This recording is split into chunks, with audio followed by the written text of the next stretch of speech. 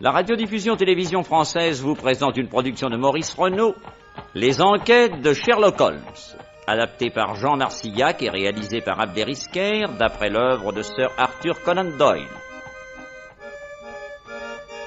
Aujourd'hui, le ruban moucheté. Bonsoir mes chers amis, c'est le docteur Watson qui vous parle.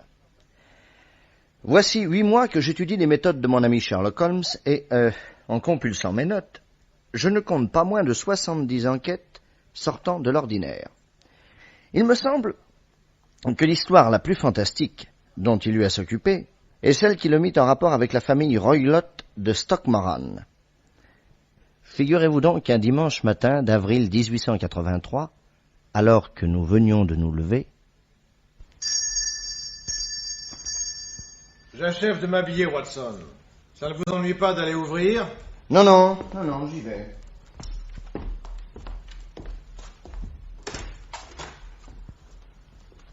Bonjour, monsieur. Madame. Le docteur Watson, s'il vous plaît. C'est moi, madame. Par ici, je vous en prie.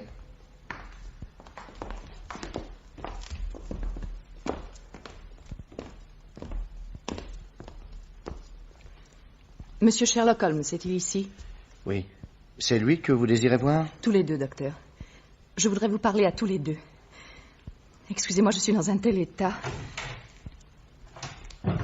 Asseyez-vous, madame, je suis Sherlock Holmes. Vous venez de prendre le train, n'est-ce pas?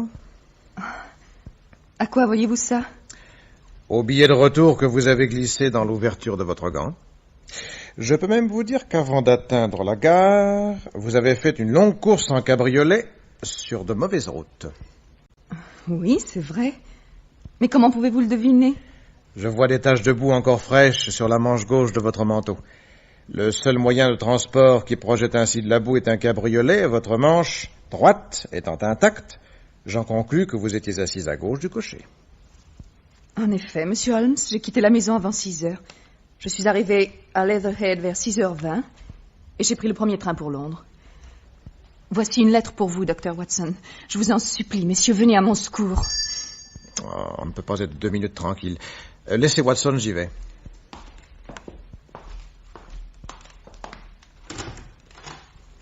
Vous êtes monsieur Sherlock Holmes? Oui?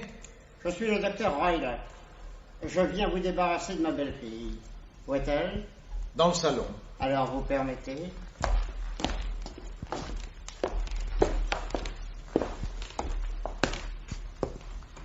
Vous? Ici? Oui, ma chérie, je vous ai suivi. Vous trouvez raisonnable de vous en aller ainsi au petit jour pour venir déranger ces messieurs et leur raconter Dieu sait quelles extravagances? Vous m'avez suivi? Excusez-la, monsieur. En ce moment, elle est fortement déprimée et elle ne sait plus très bien ce qu'elle fait. Allons, Hélène, venez. Donnez-moi votre main. Allons, venez. Au revoir, monsieur.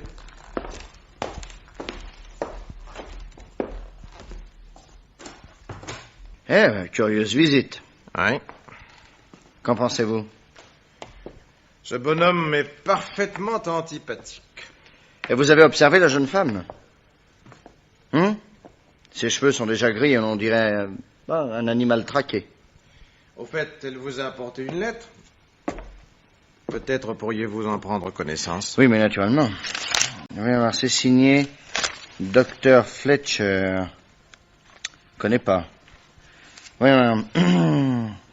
Mon cher confrère, je lis assidûment vos récits des exploits de votre ami Sherlock Holmes, et c'est à ce titre que je me permets de vous recommander mademoiselle Hélène Stoner. Je suis son médecin. Nous habitons le même petit pays, Sunset, à 8 kilomètres de Leatherhead, dans le Surrey, et je lui ai conseillé d'aller vous voir au plus tôt afin que vous ayez la bonté de la présenter à monsieur Holmes. Depuis longtemps déjà, elle vit seule avec son beau-père dans une ambiance de drame et de mystère qui me paraît des plus inquiétantes. Je me porte garant de la parfaite lucidité de son esprit et vous demande de croire intégralement ce qu'elle vous dira. Il faut certainement agir très vite. Je vous remercie à l'avance de ce que M. Holmes et vous-même pourrez faire dans l'intérêt de Mademoiselle Stoner qui mérite les plus vives sympathies. Veuillez croire, mon cher confrère, etc., etc. Signé, c'est Dr. Fletcher. L'ennui, c'est que Mademoiselle Stoner n'a pas eu le temps de nous raconter quoi que ce soit. Oui, et j'ai tout lieu de croire que le beau-père n'avait aucunement le désir de vous voir mettre le nez dans ses affaires. Peut-être, mais il est arrivé 5 minutes trop tard, et comme je suis curieux de nature, Watson, si vous voulez bien, nous allons sauter dans le premier train et aller voir un peu là-bas ce qui se passe. 3 quarts d'heure plus tard, nous étions dans le train qui nous emmenait à Leatherhead, et là, nous prîmes une voiture qui nous conduisit au village de Sunset et nous déposa devant la maison du Dr. Fletcher. Oh, docteur, comme je suis heureux de vous voir. Monsieur Sherlock Holmes, je pense. Oui, docteur, enchanté. Et entrez donc, messieurs, entrez donc.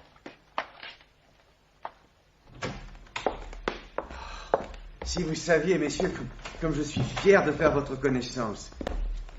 Asseyez-vous. Vous avez vu ma petite Hélène? Oui, mais quelques minutes seulement. Son beau-père l'avait suivi. Il est arrivé tout de suite et il l'a empêché de nous dire quoi que ce soit. Oui, ça ne m'étonne pas de lui.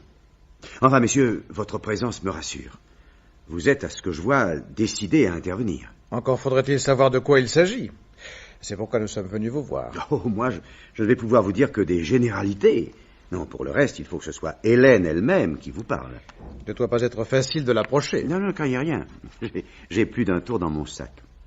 Il faut d'abord que je vous parle du docteur Roylott. Il appartient à l'une des plus anciennes familles d'Angleterre. Elle fut aussi l'une des plus riches. Mais 4 héritiers successifs dilapidèrent les biens, et tout ce qui reste aujourd'hui se réduit à quelques hectares et à une maison vieille de 200 ans, lourdement hypothéquée, Stoke Moran, que vous pourrez apercevoir à l'est du village, sur le flanc de la colline. Grimsby Roylott, le dernier du nom, qui est venu vous voir ce matin, a fait ses études de médecine, et il est allé s'établir à Calcutta.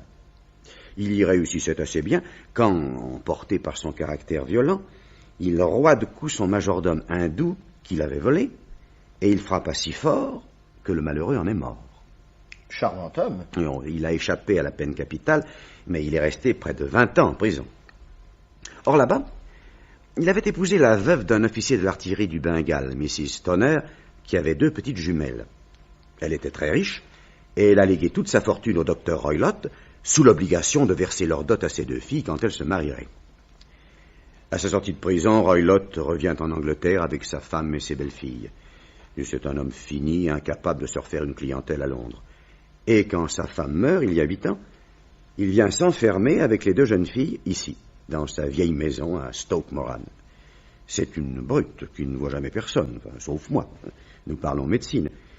Mais je crois bien que ses seuls amis sont les bohémiens. Il les autorise à camper sur son domaine et bavarde avec eux des journées entières. Il y a aussi une passion pour les animaux exotiques. En ce moment, il y a un guépard et un babouin qu'il laisse courir en liberté. Ça doit faire plaisir aux domestiques. Mais il n'y a aucun domestique, sauf une vieille servante parfaitement stupide. En fait, Roylott vit seul avec Hélène. Et sa sœur jumelle? Elle est morte il y a 2 ans. Dans des circonstances assez mystérieuses dont Hélène vous parlera. Voyez-vous, l'existence de cette pauvre petite est lamentable. Une maison délabrée, pas d'amis. Pourtant, avec sa fortune... Impossible d'obtenir un sou de Roylott. Ils vivent comme des pauvres. Mais elle est majeure, qu'elle fasse valoir ses droits. Le pauvre enfant n'est pas de force. Et heureusement, il est question de mariage avec un de ses amis d'enfance. Ils se marieront dans le courant de l'été. Il faudra bien que le beau-père crache la dot. Mais en attendant, il se passe à Stoke Moran des choses qu'Hélène doit vous raconter au plus vite. Où puis-je la voir? Voici ce que je vous propose. Cet après-midi, à 3h, il y a office au temple et Roylott y assiste toujours avec Hélène. À la sortie, j'aborderai notre homme et je l'inviterai à venir ici pour admirer un très bel ouvrage sur les Indes que je viens de recevoir. Et bien qu'il en ait gardé un mauvais souvenir, ce pays l'a toujours passionné et il viendra. Pendant que je l'inviterai, ma femme bavardera à l'écart avec Hélène. Elle lui dira que vous êtes ici et que vous la retrouverez au bout du domaine de Stoke Moran, au pied du belvédère. Là, vous pourrez causer en toute tranquillité, car je garderai Roylott jusqu'à 6h. Mon whisky est excellent, ce ne sera pas difficile. Parfait, docteur, très bonne idée. Y a-t-il une auberge dans le village? Oui, dans la première rue, à droite, en sortant d'ici. Et au bout de cette même rue, vous trouverez un chemin qui monte tout droit à Stoke Moran. Arrivé là, Vous suivrez le mur à gauche sur un peu plus d'1 kilomètre et vous atteindrez le belvédère. Le mur est en très mauvais état. Vous pourrez pénétrer dans la propriété par n'importe quelle brèche. Vous avez l'embarras du choix. Nous prîmes une chambre à l'auberge, et c'est dans cette chambre qu'on nous servit à déjeuner, car nous ne tenions pas à être vus. De la fenêtre, nous apercevions fort bien Stockmaran qui dressait ses pignons au milieu des arbres, en haut d'un parc, qui descendait en pente douce vers le village. Un peu après 4 heures, Hélène Stoner nous faisait signe de pénétrer dans la propriété. Puis elle nous fit entrer au rez-de-chaussée du belvédère dans une petite pièce qui sentait affreusement le moisi. À travers les vitres colorées de la porte, nous pourrions observer l'extérieur prêt à toute éventualité. Comment vous exprimer ma reconnaissance, monsieur? Tout à l'heure encore, j'étais si découragée. Asseyez-vous. Merci. Dites-nous maintenant quels sont les faits qui vous causent une telle frayeur. Voilà. Tout a commencé il y a 2 ans, à la mort de ma sœur Julie.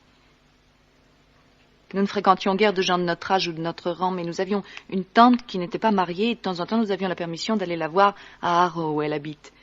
C'est chez elle qu'il y a 2 ans, à Noël, Julie a fait la connaissance d'un major de la marine. Et quelques mois d'après, ils se fiançaient, avec le plein accord de mon beau-père. 15 jours plus tard, Julie nous faisait une congestion pulmonaire sans gravité. Elle garda le lit pendant 3 semaines et puis, complètement rétablie, elle se consacra aux préparatifs de son mariage. Bien qu'elle eût beaucoup de chagrin de se séparer de moi, elle cachait mal sa joie de quitter cette sinistre maison. J'étais loin de l'en blâmer, vous pensez. Hélas, la pauvre petite n'a pas connu ce bonheur. 15 jours avant ses noces, un terrible événement l'enlevait à notre affection. Maintenant, soyez bien précise dans les détails, je vous prie. Oh, tout est resté gravé dans ma mémoire. Notre manoir, vous le verrez, est très vieux. Une seule aile est habitée, et les chambres à coucher sont au rez-de-chaussée. La première est celle de mon beau-père, la seconde celle de ma sœur, et la troisième la mienne. Elles communiquent entre elles? Non, aucune. Mais toutes les 3 donnent sur un même couloir. Et les fenêtres? Elles ouvrent sur le jardin. Cette nuit-là, mon beau-père s'était retiré de bonne heure, et Julie était venue bavarder avec moi dans ma chambre. Vers 11 heures, elle se leva. Dis-moi, Hélène, quelquefois la nuit, est-ce que tu n'as pas déjà entendu quelqu'un siffler? Non, jamais. Quand tu dors, toi, il ne t'arriverait pas de siffler par hasard? D'abord, je ne pourrais pas m'en rendre compte, puis ça m'étonnerait bien. Mais quel genre de sifflement? Oh, un sifflement très doux, à demi étouffé. Plusieurs fois, j'ai regardé l'heure. C'est presque toujours vers 3 heures du matin. À ton avis, d'où ça vient-il? Impossible de me rendre compte. Peut-être de chez les Romanichel sous les arbres? Oh, si ça venait du jardin, tu l'entendrais aussi. J'ai le sommeil moins léger que toi. Oui, c'est vrai. Oh, ça n'a pas d'importance. Bonsoir, chérie. Elle me sourit, referma la porte, et je l'entendis verrouiller celle de sa chambre. La nuit, vous aviez l'habitude de vous enfermer? Oh oui. Pourquoi donc? À cette époque, il y avait déjà le babouin et le guépard. Nous ne nous sentions en sécurité qu'après avoir mis les verrous. Bon, continuez. Cette nuit-là, je ne parvenais pas à m'endormir. J'avais une espèce de pressentiment. Ma sœur et moi, nous étions jumelles. Et vous savez par quel lien mystérieux les jumeaux demeurent toujours unis. La nuit, d'ailleurs, était affreuse.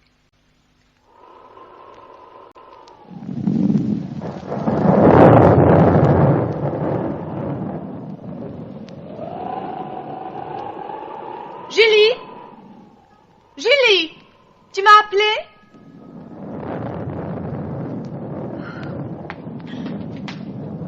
Décidément, je suis stupide. Quelle heure est-il? Oh, 3 heures. Julie! Julie, qu'est-ce que tu as? Julie! Julie! Julie! Le ruban moucheté. Le ruban moucheté. Le sifflement. Mais qu'est-ce que c'est? Oh mon Dieu, ma chérie. Mon Dieu, mais tu te trouves mal. Au secours! Au secours! Au secours! Au secours! Quoi, qu'est-ce qu'il y a? Julie s'est trouvée mal. Aidez-moi à la remettre sur son lit. Rien. Mais qu'est-ce qui lui est arrivé? Je ne sais pas. Elle a poussé un cri affreux. Ouais.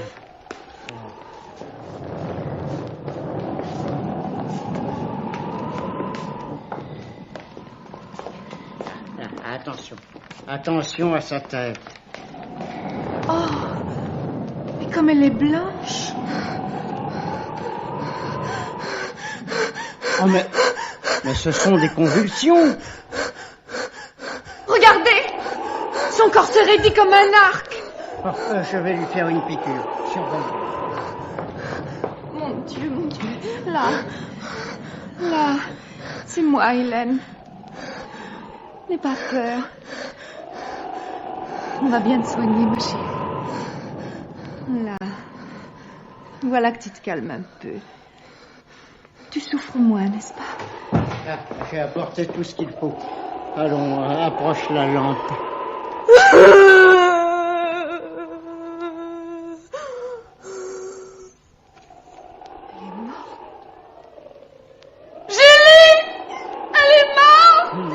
Mais non, allons, pousse-toi que j'écoute le cœur.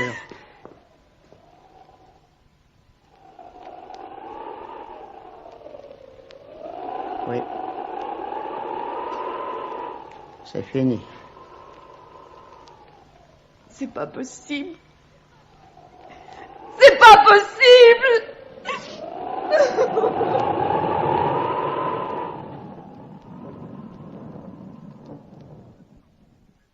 Vous aviez entendu vous-même le sifflement? Oui. Et quelques secondes plus tard, un son métallique, comme s'il était tombé un objet assez lourd. Votre sœur était-elle habillée? Non, elle était en chemise de nuit. Et dans sa main droite, elle tenait un bout d'allumette consumée. Quand quelque chose l'a alertée, elle a donc fait de la lumière pour regarder autour d'elle. Oui. Elle a donc pu voir quelque chose. Ah oui. Y a-t-il eu une enquête de police? Naturellement. J'ai témoigné que ma sœur avait verrouillé sa porte de l'intérieur, que la fenêtre était mal fermée, mais que les persiennes étaient maintenues par une barre de fer transversale. On a sondé les murs et le plancher, et rien d'anormal. Quant à la cheminée, elle était trop étroite pour qu'un inconnu ait pu y descendre. On acquit donc la certitude que ma sœur était seule dans sa chambre quand elle fut frappée par la mort. A-t-on trouvé sur son corps des traces de violence? Aucune. A-t-on parlé d'empoisonnement? Non, les analyses ont été négatives. Selon vous, de quoi a-t-elle pu mourir? De frayeur. Une embolie, peut-être. Y avait-il des Romanichels dans le domaine cette nuit-là? Oui, il y en a toujours. Je suppose qu'on les a interrogés. Ils n'avaient rien vu et rien entendu. Cette allusion que votre sœur a faite à un ruban moucheté, comment l'interprétez-vous? Je l'attribue à son délire, à moins qu'elle n'ait voulu désigner les bohémiens. Vous savez, ils ont sur la tête des mouchoirs multicolores. Ah, oui, peut-être. Mais ce que j'ai à vous dire ne s'arrête pas là, messieurs. Nous vous écoutons. Il y a un mois, un garçon que j'aime beaucoup m'a demandé en mariage. Mon beau-père est tout à fait d'accord, et nous devons nous marier au début de l'été. Bravo. Or, figurez-vous que vendredi dernier, des maçons ont entrepris des réparations dans l'aile ouest du manoir, et ils ont dû percer le mur de ma chambre. J'ai donc été obligée d'aller coucher dans celle de ma sœur et de dormir dans le lit qui fut le sien.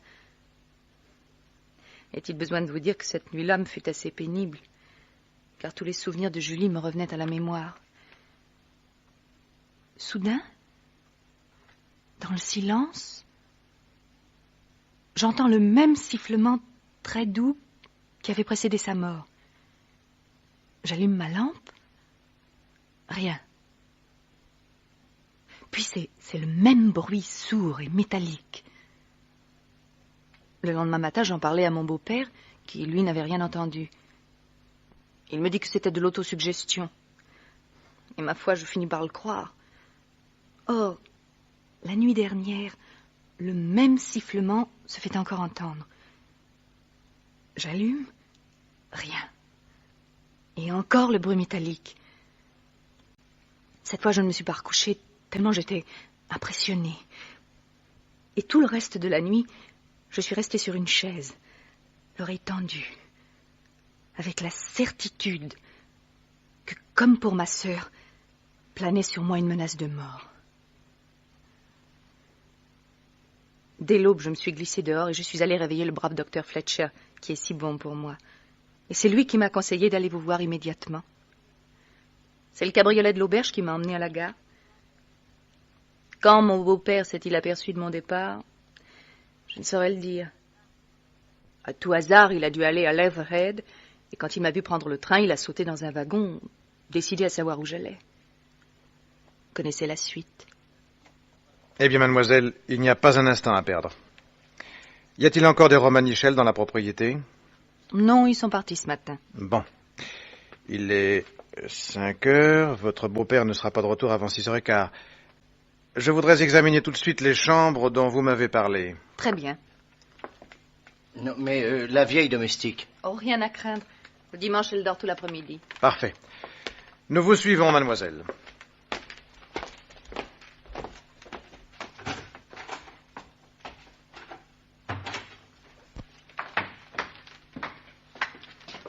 Alors, que pensez-vous de tout ça? Si je combine les points suivants, sifflement pendant la nuit, présence d'une bande de Romanichels très liée avec le maître de maison qui a tout intérêt à empêcher le mariage de sa belle-fille, allusion de la mourante à un ruban moucheté, bruit métallique qui peut avoir été causé par la barre de fer transversale des persiennes, un moment basculé et puis ramené à sa place, je crois qu'il y a de fortes chances pour que l'énigme tourne autour de ces éléments. Je le crois aussi. Je le crois. Tenez. Tenez, voici le manoir. Le manoir était en pierre grise, çà et là rongé de mousse. L'aile habitée paraissait en assez bon état. Un échafaudage était dressé cependant, et un trou avait été fait dans le mur. Je pense que là où il y a le trou, c'est votre chambre, mademoiselle. Oui, monsieur. Avez-vous l'impression que ces travaux sont indispensables? Non. Pour vous dire le fond de ma pensée, je n'y vois qu'un prétexte pour m'obliger à aller coucher dans la chambre de ma sœur. C'est cette chambre-là qui m'intéresse. En voici la fenêtre, n'est-ce pas? Oui, monsieur. Je vais fermer les persiennes. Auriez-vous la bonté d'aller à l'intérieur pour y mettre la barre transversale? Je verrai bien si l'on peut quand même les ouvrir de l'extérieur. Quand Mademoiselle Stoner eut fait ce qu'on lui demandait, Sherlock Holmes ne put réussir à ouvrir les persiennes et il ne trouva aucune fente par où une lame aurait pu se glisser pour soulever la barre. Il examina les charnières avec sa loupe. Elles étaient en fer et solidement encastrées dans la maçonnerie. Personne n'a pu s'introduire par la fenêtre. Je faisais donc fausse route. Bien. Bon. Allons voir maintenant à l'intérieur.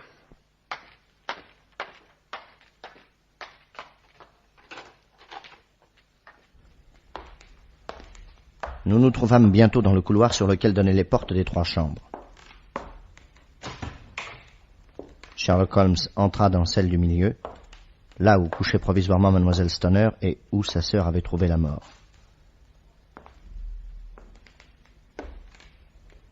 Il examina la pièce avec minutie et fixa enfin son regard sur une cordelière ronde qui pendait du plafond le long du mur, dans le coin à la tête du lit. Où va cette sonnette? Dans la cuisine. Mon beau-père l'a fait installer quand ma sœur a eu sa congestion pulmonaire, pour qu'elle puisse appeler si elle avait besoin de quelque chose. Eh, c'était gentil. Oui. Ça nous a un peu étonnés, mais l'attention nous a touchés. En somme, cette sonnette a été installée entre le moment où le mariage de votre sœur fut décidé et son décès. Exactement.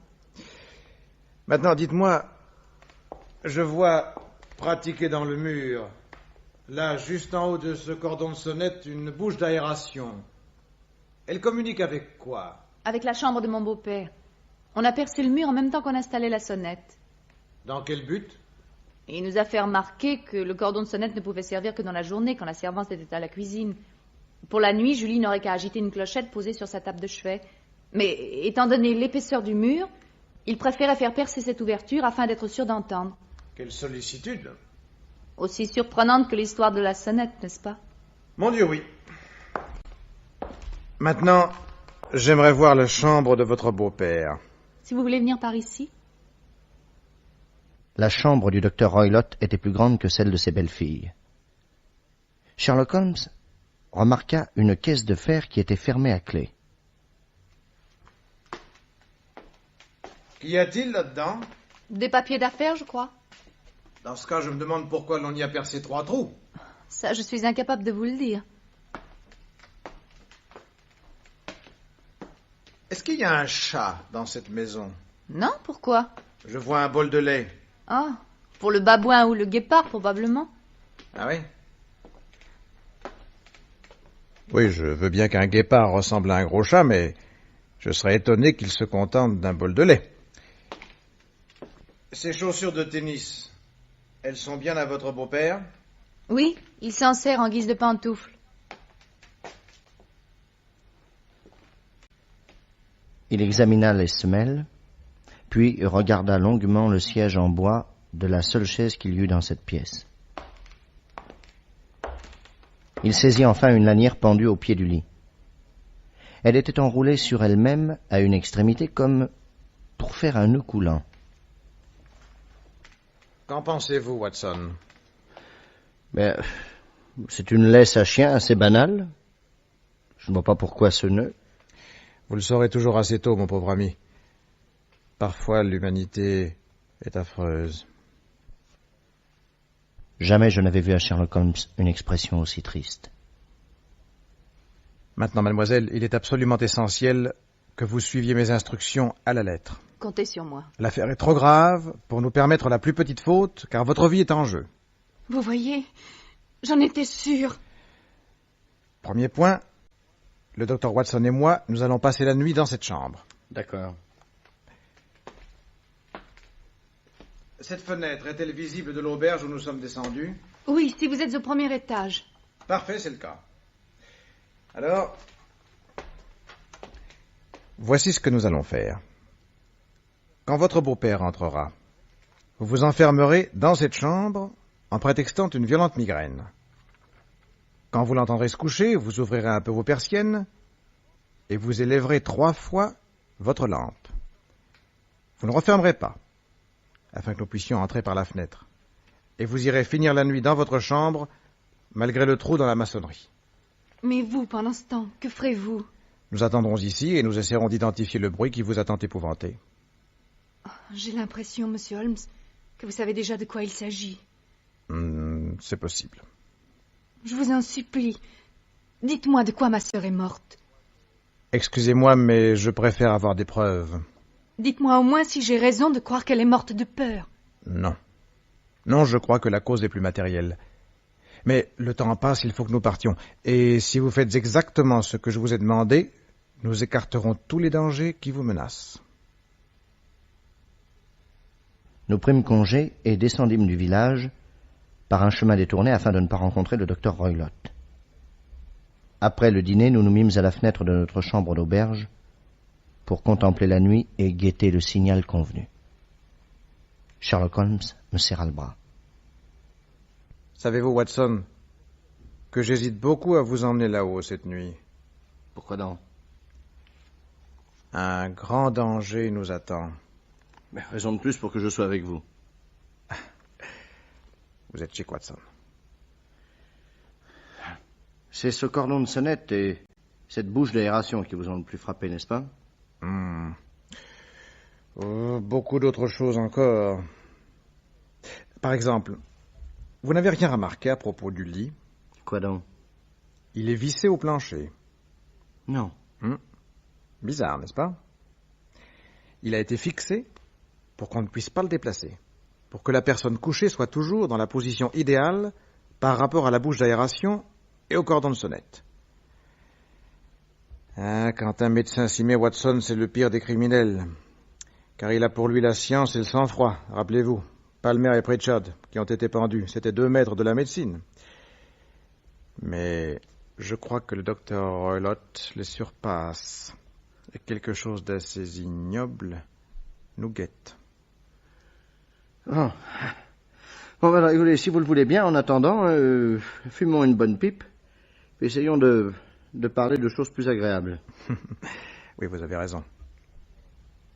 Mais le cœur n'y était pas et 2 heures s'écoulent en silence avec une lenteur désespérante. Puis tout à coup, comme sonnait 11 heures, sur la façade du manoir, une faible lumière s'éleva.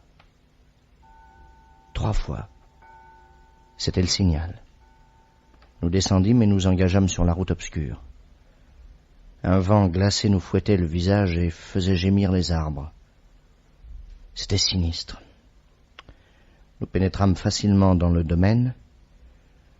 Nous allions traverser la pelouse quand jaillit d'un bosquet un enfant hideux et tordu. Il se lança vers nous à 4 pattes, puis d'un bond, il disparut dans la nuit.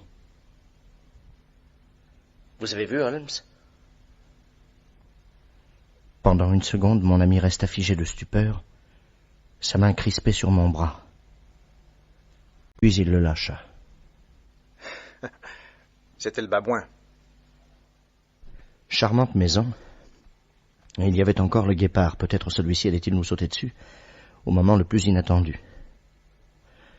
J'avoue que je me sentis un peu plus rassuré quand, après m'être déchaussé, je me trouvais dans la chambre à coucher. Sans bruit, Sherlock Holmes referma les persiennes, alluma une bougie et inspecta la pièce. Rien d'anormal. Je m'assis à côté du lit. Prenez cette chaise et surtout ne vous endormez pas. Et gardez votre revolver à la main. Il avait apporté un jonc, long et mince. Il le posa à côté sur le lit, non loin de sa boîte d'allumettes et de la bougie. Puis il éteignit, et nous sombrâmes dans l'obscurité. Ah, mes amis, je n'oublierai jamais cette veille. Pas un bruit. Pas même le souffle de mon compagnon que je savais pourtant assis près de moi, les yeux grands ouverts, tous les nerfs tendus vers ce qui allait se passer. Seul, tous les quarts d'heure, l'horloge du temple trouait le silence. Lugubrement. Minuit. 1 heure. 2 heures. 3 heures. Nous n'avions pas bougé de place. Transit froid. Prêt à tout. Soudain, du côté de la bouche d'aération, surgit un rayon lumineux. Il disparut aussitôt. Immédiatement lui succéda une forte odeur d'huile brûlante et de métal chauffé. Dans la chambre du docteur, on avait allumé une lanterne sourde.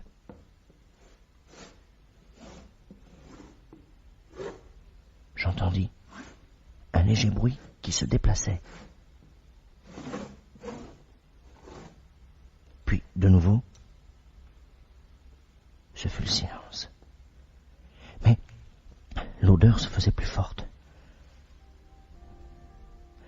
Pendant une demi-heure, nous attendîmes, l'oreille tendue et retenant notre souffle. C'est alors qu'un autre bruit monta doucement, un son très léger, très doux, quelque chose comme le jet de vapeur qui s'échappe d'une bouilloire. À ce moment, Holmes se dressa, gratta une allumette, saisit le jonc et en frappa de toutes ses forces le cordon de sonnette. Vous le voyez, Watson? Vous le voyez? Je ne voyais rien. Quand il avait enflammé l'allumette, j'avais entendu le sifflement, mais la lueur brusque m'avait ébloui et il m'était impossible d'identifier ce qu'il flagellait avec une telle sauvagerie. Je pus toutefois apercevoir la pâleur de son visage bouleversé d'horreur et de dégoût. Il s'était arrêté de frapper et gardait les yeux levés vers la bouche d'aération, quand tout à coup... Qu'est-ce que c'est? Tout est consommé. Prenez votre revolver, Watson, et entrons chez le docteur. Sherlock Holmes alluma une lampe et je lus sur ses traits une profonde gravité. Quand nous entrâmes dans la pièce voisine, revolver en main, un singulier spectacle nous attendait. Sur la table, il y avait une lanterne sourde qui éclairait la caisse de fer dont le couvercle était levé. Le docteur Roylott était assis à côté en robe de chambre et chaussures de tennis. En travers de ses cuisses était posée la lanière que nous avions remarquée dans l'après-midi. Son menton pointait, il avait le regard immobilisé sur un angle du plafond et son front était ceint d'un ruban jaune taché de brun qui paraissait lui serrer étroitement la tête. Il était mort. Le ruban moucheté. J'avançai d'un pas. Au même moment, l'étrange turban se déplaça, se dressa à la verticale au milieu de ses cheveux. C'était la tête triangulaire d'un serpent. Une vipère de marée, le serpent le plus mortel des Indes. Cet homme est mort moins de 10 secondes après avoir été mordu. Sherlock Holmes saisit rapidement la lanière que le docteur avait sur ses genoux. Il passe le nœud autour du cou du reptile, le détache de sa proie et, à bout de bras, le rejette dans la caisse de fer qu'il referme soigneusement.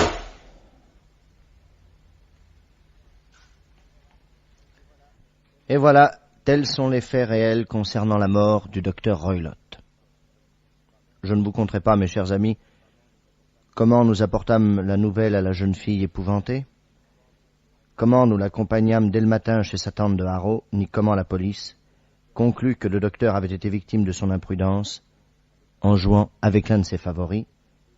Le peu que j'avais encore à apprendre me fut révélé par Sherlock Holmes pendant le voyage de retour.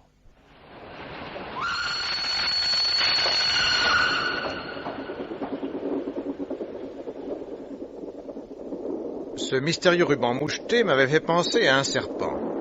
Or, un serpent était seul capable de s'introduire dans la chambre par la bouche d'aération, de glisser le long du cordon de sonnette et de mordre sa victime pour lui inoculer un poison que la chimie est encore impuissante à déceler. Et puis, étant donné que Roylott possédait déjà un babouin et un guépard, pourquoi n'aurait-il pas eu aussi un serpent? Un serpent nourri de lait et logé dans une caisse de fer percée de 3 trous. Il l'avait d'ailleurs fort bien dressé. La bête obéissait au sifflement. Elle gagnait la pièce voisine, mais la question était de savoir si elle mordrait ou non la dormeuse. Peut-être a-t-elle échappé toute une semaine à son destin, mais tôt ou tard, hélas, elle devait succomber. Et chaque fois que le serpent rentrait dans sa caisse, le docteur en refermait le couvercle, et c'était là le mystérieux bruit métallique. Oui, mais pourquoi cet après-midi vous êtes-vous intéressé aux chaussures de tennis et à la chaise? J'ai tout bonnement constaté que les semelles de caoutchouc formaient des dessins que j'ai retrouvés imprimés sur le siège, ce qui me prouvait que le docteur montait souvent sur cette chaise. Ah oui, pourquoi faire? Mais pour placer le serpent sur la bouche d'aération. Ah. Enfin, grâce au jonc que vous aviez emporté, vous avez effrayé cette horrible bête et vous nous avez sauvé la vie. Oui. Alors, furieux, le serpent s'est enfui et, comme tous les serpents furieux, il a attaqué la première personne qu'il a vue. Dites-moi, Holmes, en somme, vous êtes responsable de la mort du docteur? Eh oui, mon pauvre Watson. Mais rassurez-vous, voilà une responsabilité qui ne pèsera pas lourd sur ma conscience.